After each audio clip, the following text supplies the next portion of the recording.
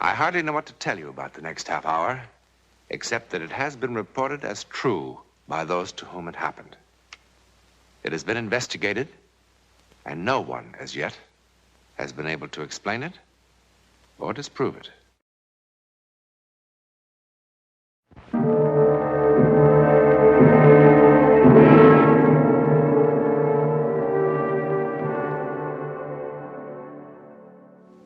Where is Sylvia Ackroyd?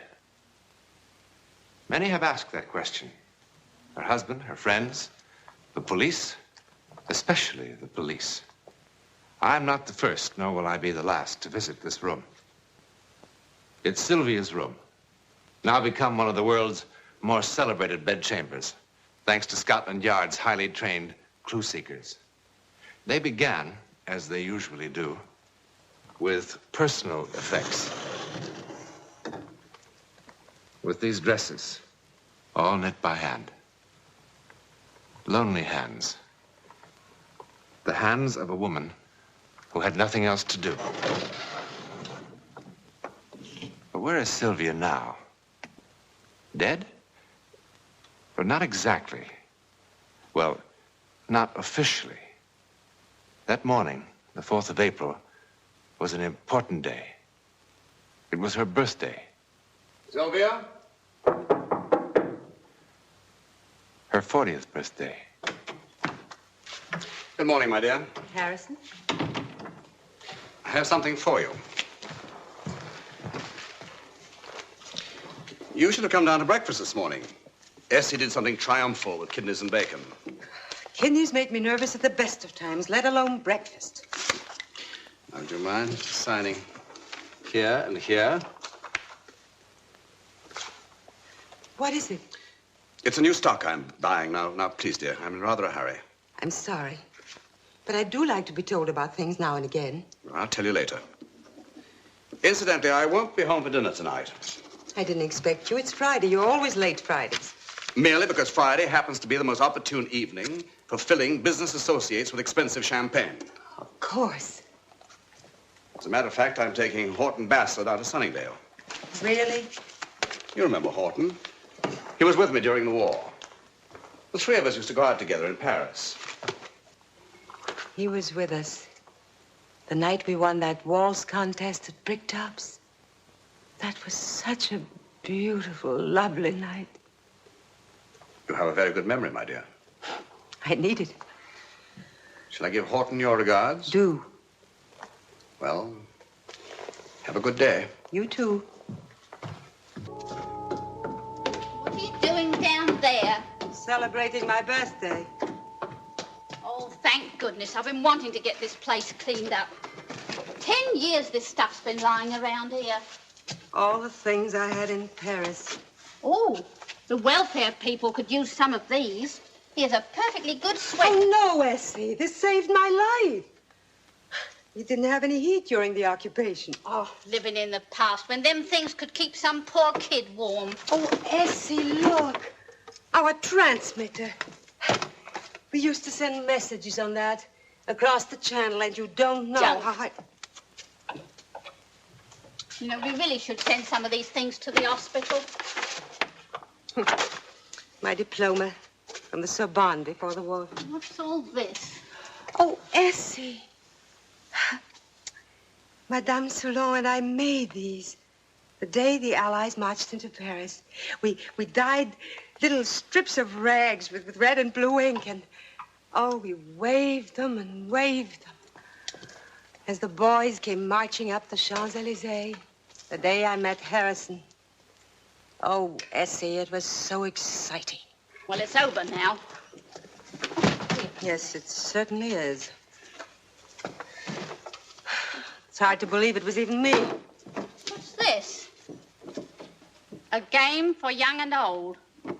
Oh, well, that can go to the hospital. There's room in there for some of these clothes. No, Essie. Well, what is it? Jeremy. Jeremy. Jeremy.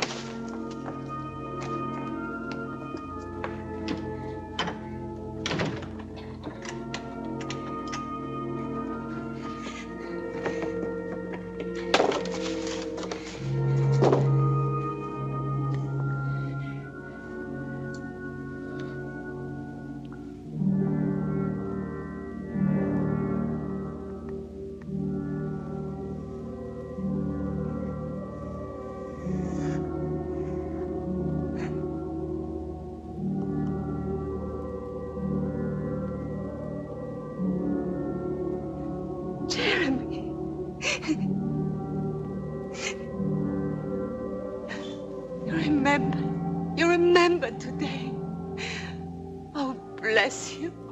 I needed it so much. Cherub, cherub, cherub.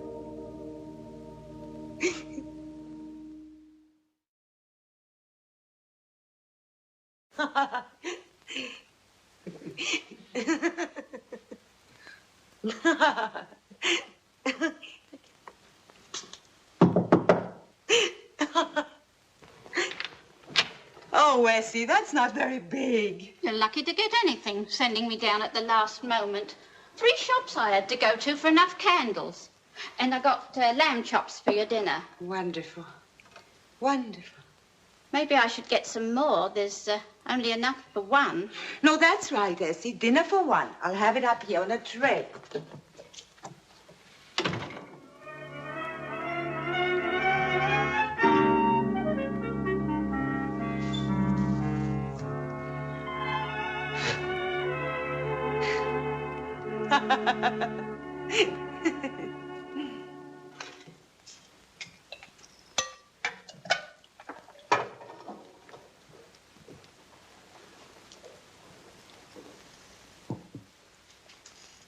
Sir?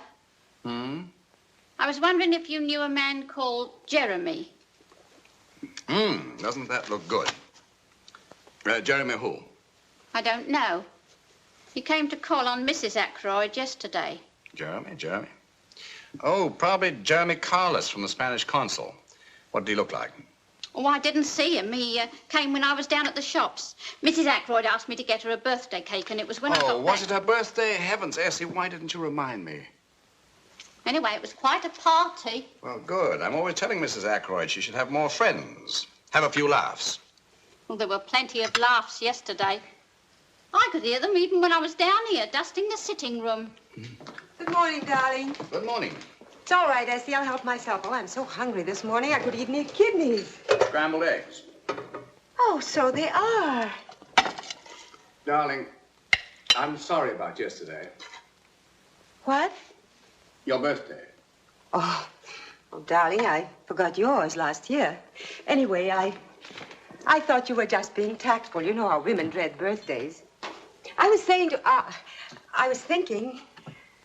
that's one advantage in not having any children. You never miss an opportunity, do you? I didn't mean it that way.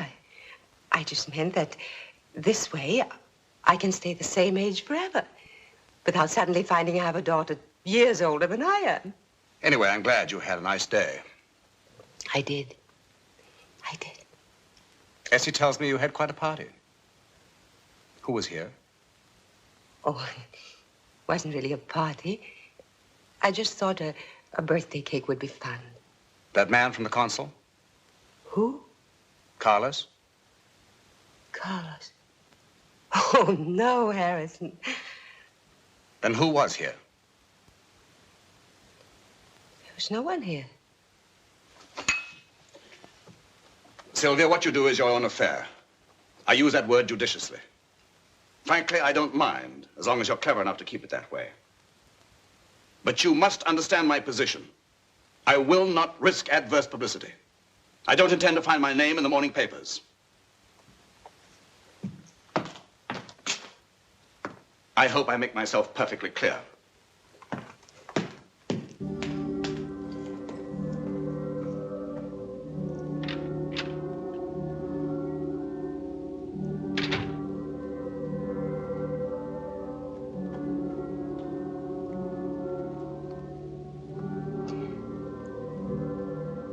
Jeremy? You know, Harrison thought Oh, Jeremy.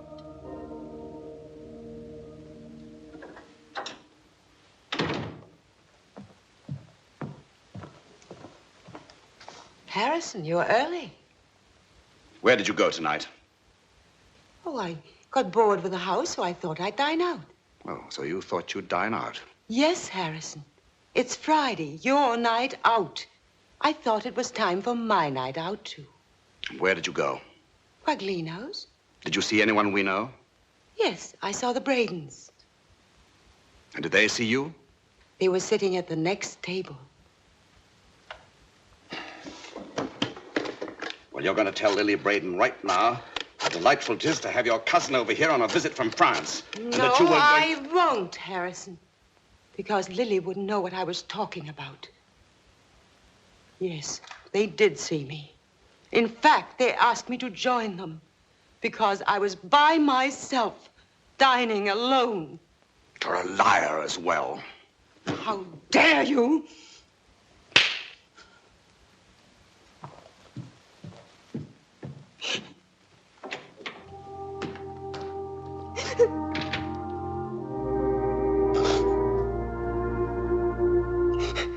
Now, what about this afternoon? Oh, I haven't had time to type it up yet, sir. Here you are. Let's see. 12:30 cold lobster and salad at the Dover Butchery. 1:15 proceeded along Dover Street to Bailey's Gallery in the Prince's Arcade. Made purchase of 4 pictures. Did you see what they were? Well, without getting too close, sir, they look like military prints. Soldiers in different kinds of old-fashioned uniforms. Yes. 1:40 took taxi along to the Leicester Square Cinema. American musical starring Sid Charisse and G. Did she meet anyone? Not today, sir. And Mrs. Ackroyd left the cinema about 4:25 and took a taxi home. No visit to the museum today? No, not today, sir. And all this time, she never talked to anyone? Well, not to anyone, sir. What do you mean? Well, when she thought no one was looking, she talked a lot, sir. In a low whisper. And laughing, sir. Your wife laughs a lot. But always to herself. I see.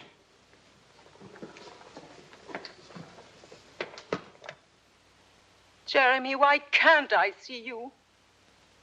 Oh, you're always saying one day, one day. It's maddening.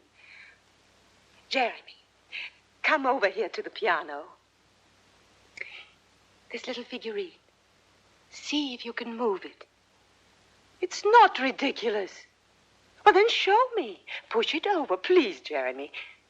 All right, it's silly, but I just want to see if you can do something physical. Jeremy, no. Harrison paid a fortune for... Oh! What'll I tell Harrison? But how? I don't know how to play the piano. But I can't. All right. What do I have to do? Yes. Yes. I can feel your hands on mine. Jeremy. That's beautiful. Look at my fingers. You never told me you could play like this. Jeremy, please let me see you just once. I'll do anything. Yes, what? I promise. This afternoon, I'll go to Hartnell's and buy the giddiest thing I can find. I promise. This afternoon, I'll go to Hartnell's and buy the giddiest thing I can find. You will?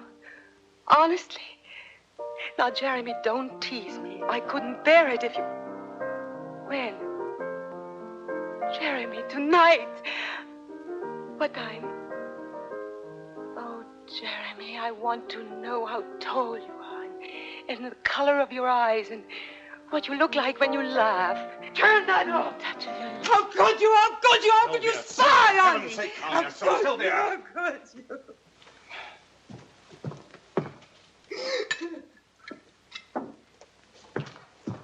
Here, drink this.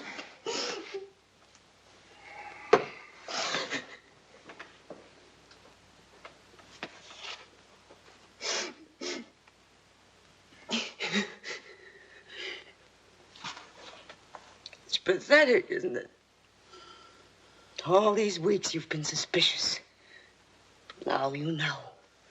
I do have a friend. Now you know why I couldn't tell you about him.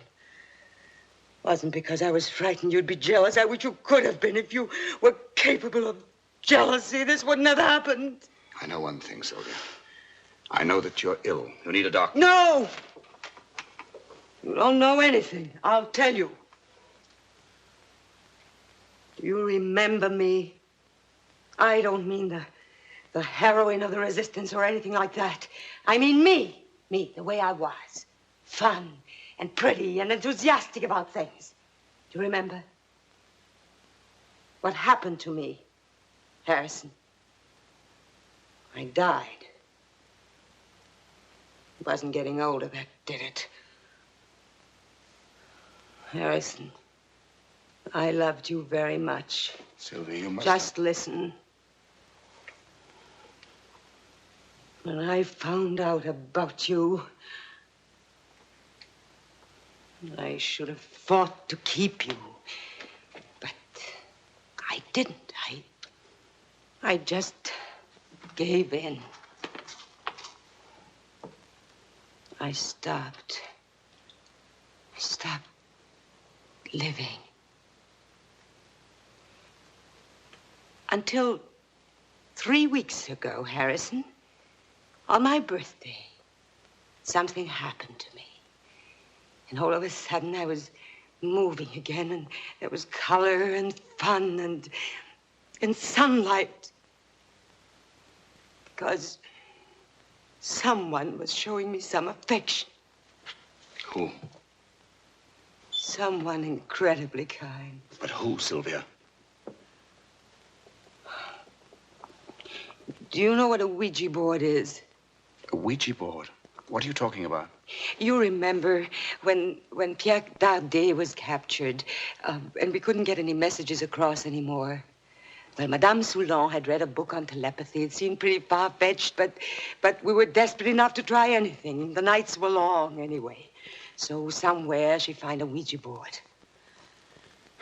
Well, you've seen them. You put your hands on it and they write messages. It's a board.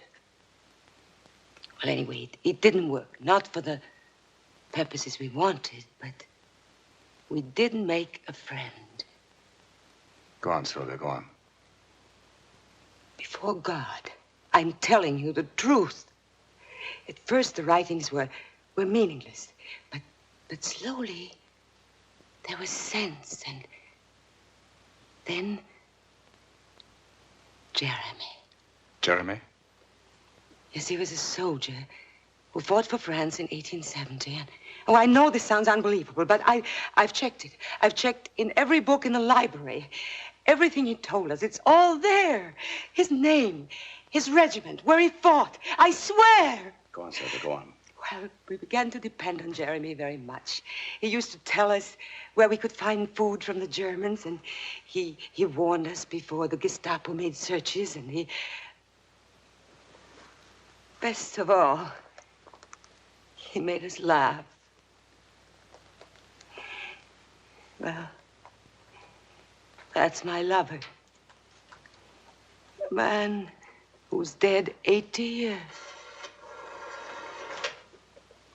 Operator, would you give me the number of the Belden nursing home, please? What are you doing? 4561. Harrison, why are you calling that place? I'm sorry, Sylvia. We need a doctor. That's not a nursing home. Hello. Can I speak to the doctor in charge, please? But you can't. You can't. Everything I told you was the truth. Hello, doctor. This is Harrison Ackroyd speaking. Could you come over to my house, please, as quickly as possible? It's my wife. Yes, we live quite nearby. There's nothing the matter with your wife. 443 Queensgate, as soon as possible, please. I'm not insane. I'm not. I can prove it. I can. Jeremy promised. Jeremy, you promised. What time is it? Almost 7:30. 7:30.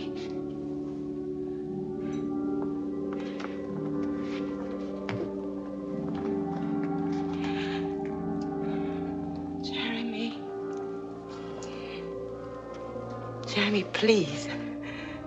I need you.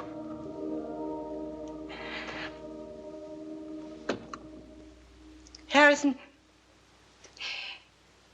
if you wanted to get rid of me so badly, why didn't you tell me? I would have given you a divorce. This was a cruel way of doing it. Sylvia, I don't want to argue at this moment. I want to argue. You can't see it clearly now, but what I'm doing is the best for you. You see, you need care. No! Yes, I do need care, but not from a doctor. When the doctor comes, I'm sure he'll make you understand better than I. I won't see him! You mustn't do this. Harrison, please don't do it. I'm sorry, Sylvia. Now listen to me. If you heard him too, if you heard his voice, if you saw him... Jeremy, you promised. I never needed you so much. Jeremy! Sylvia!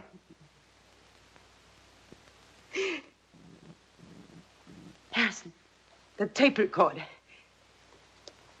The piano.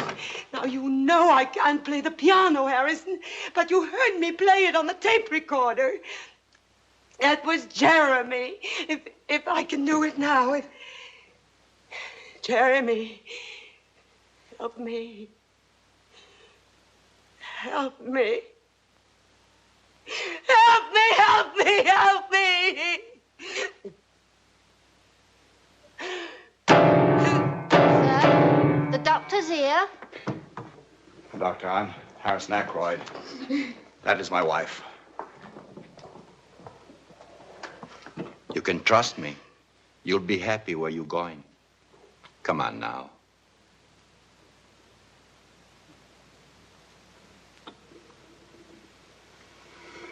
Is it necessary for me to come with you, Doctor? Not at all. I'm sorry, sir. Oh, don't bother to make up the fire, S.C. I'll be going out almost immediately. Oh, I hope the doctor's not having any trouble.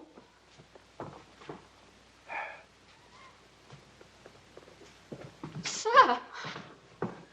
Mr. Ackroyd? Yes. I'm Dr. Werner. Who? Werner. We talked earlier on the telephone. From the hospital. I've come for your wife. Where is she, Mr. Ackroyd? Where is she? When she left this house, Sylvia Ackroyd joined that bizarre band of human beings who have simply vanished from this earth. Finally, utterly. It would be nice to believe that Jeremy did keep his promise. He told her she'd be happy where she was going, wherever that may be. In a moment, a word about next week's story. Next week, we will take you beyond the gay, grinning face of the circus into the very private world of the Flying Petruccios, aerialists unsurpassed, and a nightmarish performance for which no tickets were ever sold.